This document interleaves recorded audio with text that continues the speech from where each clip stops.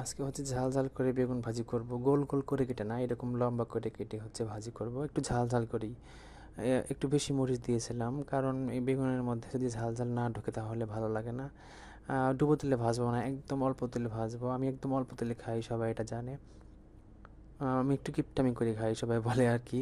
কিন্তু অল্প তেলে খাওয়া যে কত উপকার তা হচ্ছে ওই যে বয়স্ক অবস্থায় কোলেস্ট্রল বাড়বে, ডক্টরের পেছনে ধরাতে হবে, তখন মানুষ আসলে বুঝবে অল্প তেলে খাওয়া যায় কত বেটার। মনে হয় তেল বাদে শুধুমাত্র পানিতে যদি খাওয়া যেত আমি তাহলে তাই খাইতাম। কারণ এরকম প্রচুর তেলে রান্না করা খাইতাম, খালা রান্না করতো মেসে থাকতাম যখন। আমাদের এক মাসে হচ্ছে প্রায় 7 লিটার তেল ফুরাইতো। আমরা পাঁচজন, হ্যাঁ না সরি 6 জন থাকতাম। এক মাসে 7 লিটার তেল ফুরাইতো।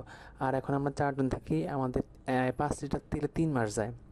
সো আমরা কত কম তেলে হচ্ছে খাই। এমনি কিন্তু আমাদের কোনো সমস্যা হচ্ছে না, বা মজা যে কম হচ্ছে তাও না, স্বাদে কিন্তু 100-এ 100। যেটাতে বেশি তেল লাগবে সেটাতে বেশি তেল দিই, যেটাতে কম লাগবে সেটাতে আরও বেশি কম দেওয়ার চেষ্টা করি। মানে 5 লিটারে হচ্ছে আমি 1 মাস, সরি 3 মাস হচ্ছে আমাদের চলে যায়। তেল কম খাওয়া আসলেই বেটার।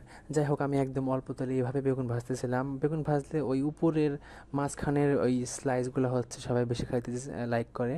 আর চারপাশে যে থাকে ওগুলা হচ্ছে বেশি মানুষ খাইতে লাইক করে না। সো বেগুন ভাজতে ওগুলা অ্যাভয়েড করার চেষ্টা করি, কিন্তু এখন কিছু ছিল না। সো যত ইজি ওয়েতে রান্না করা যায় সে রান্না করতেছিলাম।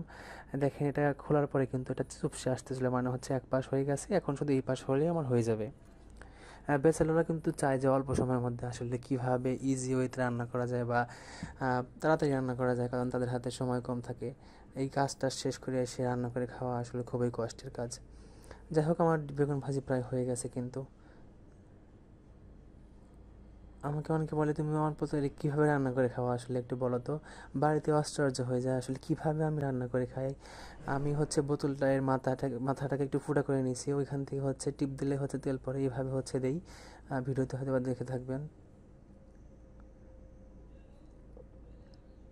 তেল খাইলে হচ্ছে কি হৃৎপিণ্ড হচ্ছে তেল চর্বির পরিমাণ কম থাকবে। প্রত্যেকটা তেলে আমাদের অ্যাভয়েড করা উচিত। বিশেষ করে ডুবো তেলে যে কোনো প্রকারের খাবার হচ্ছে বিষ, আমি শুনছিলাম। সো ডুবো তেলের খাওয়াটা আমি তখন থেকে অ্যাভয়েড করি, এবং বাইরের কোনো খাবার আমি খাই না। রমজান মাসেও আমি প্রত্যেকটা খাবার, প্রত্যেকটা আইটেম হচ্ছে বাসায় রান্না করি, অল্প তেলে ভেজে রান্না করি। তারপরে আমি অ্যাভয়েড করি খাওয়ার জন্য, কারণ এত পরিমাণে গ্যাস হয়। না খেয়ে থাকার পরে যদি এরকম ভাজা পোড়া খাই তাহলে প্রচুর গ্যাস হয়। যাক, আমি ভাত দিয়ে হচ্ছে ইফতার করি। ওই দিন আমাদের প্রত্যেকটা আইটেম ছিল এরকম ভাজা পোড়া, অল্প তেলে একদম। ওই বেগুন ভাজি ছিল, প্লাস বেরেস্তা ছিল, এখানে আলু দিয়ে হচ্ছে শাক ভর্তা ছিল, ডিম ভাজি ছিল, টমেটো ভর্তা ছিল। তারপরে হচ্ছে একটু হচ্ছে গাজর ফুলকপি ভাজি ছিল, মাছ রান্না করা ছিল। আর হচ্ছে ডাল, এটা হচ্ছে লাউ দিয়ে মাসকলার ডাল ছিল, এটা অস্থির মজা ছিল, এটাও অনেক বেশি মজা ছিল। আসসালামু আলাইকুম, সবার দাওয়াত থাকবে আমার বাসায় একদিন।